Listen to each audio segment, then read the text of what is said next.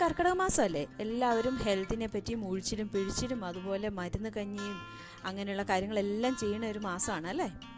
അപ്പോൾ നമുക്കിവിടെ മരുന്ന് കഞ്ഞി ഉണ്ടാക്കാൻ ഇപ്പോൾ എന്നെ സംബന്ധിച്ച് ദുബായിലാണ്. അതിൻ്റെ ഇൻഗ്രീഡിയൻസ് എന്ന് പറയുന്നത് എല്ലാം ഒന്നും മാർക്കറ്റിൽ അവൈലബിൾ അല്ല. അതുകൊണ്ട് തന്നെ മരുന്ന് കഞ്ഞി എന്നെക്കൊണ്ട് നടക്കില്ല, ഉണ്ടാക്കാൻ പറ്റില്ല. അപ്പോൾ ഞങ്ങൾ എന്താ ചെയ്യുന്നതെന്ന് വെച്ചാൽ ഒരു ഉലുവ കഞ്ഞി ഉണ്ടാക്കി കുടിക്കാമെന്ന് വിചാരിക്കണം. അപ്പോൾ അതിൻ്റെ റെസിപ്പി നിങ്ങളുമായിട്ടും കൂടി ഒന്ന് ഷെയർ ചെയ്യാമെന്ന് ഞാൻ കരുതി. അപ്പോൾ നമുക്കൊന്ന് വീഡിയോയിലേക്ക് കടക്കാം. 1/4 കപ്പ് ഉലുവയാണ് നമ്മൾ ഇതിന് വേണ്ടിയിട്ട് ഉപയോഗിക്കുന്നത്. ഇത് ഞാനൊരു 10 മണിക്കൂർ കുതിർത്തതാണ്. കുതിരാൻ ഇടുന്നതിന് മുമ്പ് തന്നെ അത് നന്നായിട്ട് വാഷ് ചെയ്തു. അതുകൊണ്ട് തന്നെ ഈ വെള്ളം നമ്മൾ കുക്കിങ്ങിന് വേണ്ടി ഉപയോഗിക്കുകയാണ്. ഇനി ഇത് നമുക്ക് കുക്കറിൽ ഒരു വിസിലടുപ്പിച്ചിട്ട് വരാം. എയറൊക്കെ പോയിട്ടുണ്ടാവും. ഇനി നമുക്ക് കുക്കറൊന്ന് തുറന്ന് നോക്കാം. ഉലുവ നന്നായിട്ട് വെന്ത് വന്നിട്ടുണ്ട്. ഇനി നമ്മൾ എന്താ ചെയ്യുന്നതെന്ന് വെച്ചാൽ സെയിം മെഷറിംഗ് കപ്പിന് 1 കപ്പ് പായസം റൈസ്, അതായത് ഉണക്കലരി നമ്മൾ നന്നായിട്ട് കഴുകി ഒരു 2-3 പ്രാവശ്യം കഴുകിയതിന് ശേഷം ഈ ഉലുവ ഇട്ടിട്ടുള്ള ആ കുക്കറിലേക്ക് തന്നെ അതും കൂടെ ആഡ് ചെയ്യുകയാണ്. ഇത് രണ്ടും കൂടെ നമുക്കൊരു 2 വിസിൽ കുക്കറിൽ അടുപ്പിച്ചെടുക്കണം.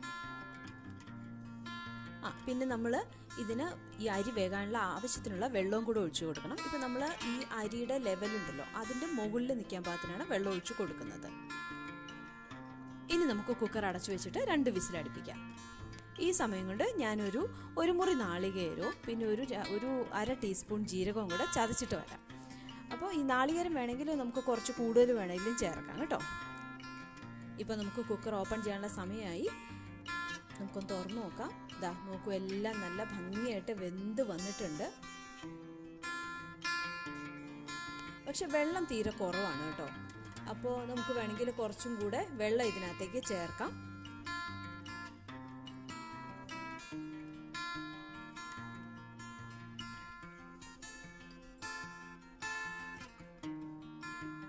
ഇനി നമുക്ക് നമ്മൾ ചതച്ച് വെച്ചിട്ടുള്ള തേങ്ങയും ജീരകവും കൂടി ഇതിനകത്തേക്ക് ചേർക്കാം. എന്നിട്ട് നന്നായിട്ടൊന്ന് മിക്സ് ചെയ്ത് കൊടുക്കണം. അപ്പോൾ ഈ വെള്ളം നമുക്ക് തിളയ്ക്കണമല്ലോ, അതുപോലെ ഈ തേങ്ങയും ജീരകം ഇട്ടത് അതും ഒന്ന് അതിൽ കിടന്ന് വെന്താലേ അതിൻ്റെ ആ ഒരു എസൻസ് ഇറങ്ങി ടേസ്റ്റ് കിട്ടുള്ളൂ. അപ്പം നമ്മളത് തിളയ്ക്കാൻ വേണ്ടിയിട്ടൊന്ന് വെയിറ്റ് ചെയ്യാണ് കേട്ടോ.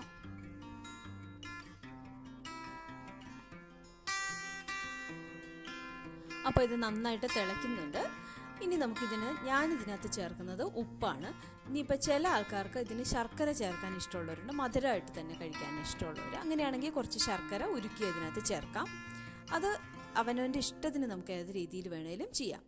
അപ്പോൾ ഞാനിതിൽ കുറച്ച് ഉപ്പ് ചേർക്കുകയാണ്. ഇനി നമുക്കിതിൻ്റെ ഫൈനൽ ഇൻഗ്രീഡിയൻറ്റ് നാളികേരപ്പാൽ. ഇത് ഞാനിപ്പോൾ 1 നാളികേരത്തിൻ്റെ പാല് എടുത്തിട്ടുണ്ട്. അത് മുഴുവനോടെ റെഡിയാക്കി വെച്ചിരിക്കുകയാണ്. അത് ഞാൻ ഇതിലേക്ക് ചേർക്കുകയാണ്. നാളികേരപ്പാൽ ഒഴിച്ചു കഴിഞ്ഞാൽ പിന്നെ അത് തിളയ്ക്കാൻ പാടില്ല. അതുകൊണ്ട് നമ്മൾ ബർണർ ഓഫ് ചെയ്യുകയാണ്. നന്നായിട്ട് ഒന്നും കൂടി ഇതൊന്ന് മിക്സ് ചെയ്ത് കൊടുക്കാം. അപ്പോൾ നമ്മുടെ ഉലുവ കഞ്ഞി, ഹെൽത്തിയും ടേസ്റ്റിയും ആയിട്ടുള്ള ഉലുവ കഞ്ഞി റെഡിയായി കഴിഞ്ഞു. ഇനി നമുക്കിത് ഒരു സെർവിങ് ബൗളിലേക്ക് മാറ്റാം. അപ്പോൾ ഇന്നത്തെ റെസിപ്പി നിങ്ങൾക്ക് എല്ലാവർക്കും ഇഷ്ടമായില്ലേ? ഇഷ്ടമായി തന്നെയാണ് എൻ്റെ വിശ്വാസം. ഇതുവരെ എൻ്റെ ചാനൽ സബ്സ്ക്രൈബ് ചെയ്യാത്ത ആരെങ്കിലും ഉണ്ടെങ്കിൽ ഒന്ന് സബ്സ്ക്രൈബ് ചെയ്തേക്കണേ. പിന്നെ അതോട് ചേർന്നുള്ള ആ ബെല്ലൈക്കൺ കൂടി ഒന്ന് ക്ലിക്ക് ചെയ്യണേ. എങ്കിൽ മാത്രമേ ഞാൻ പുതിയതായിട്ട് അപ്ലോഡ് ചെയ്യുന്ന വീഡിയോസിൻ്റെ നോട്ടിഫിക്കേഷൻ നിങ്ങൾക്ക് ഉടനെ തന്നെ ലഭിക്കുകയുള്ളൂ. ഈ വീഡിയോ നിങ്ങൾക്ക് ഇഷ്ടമായെങ്കിൽ കമൻറ്റ് ചെയ്യാനും ലൈക്ക് ചെയ്യാനും ഷെയർ ചെയ്യാനും മറക്കല്ലേ. അപ്പോൾ പുതിയൊരു വീഡിയോയുമായി നമുക്ക് ഉടനെ തന്നെ കാണാം. Till then bye bye and take care.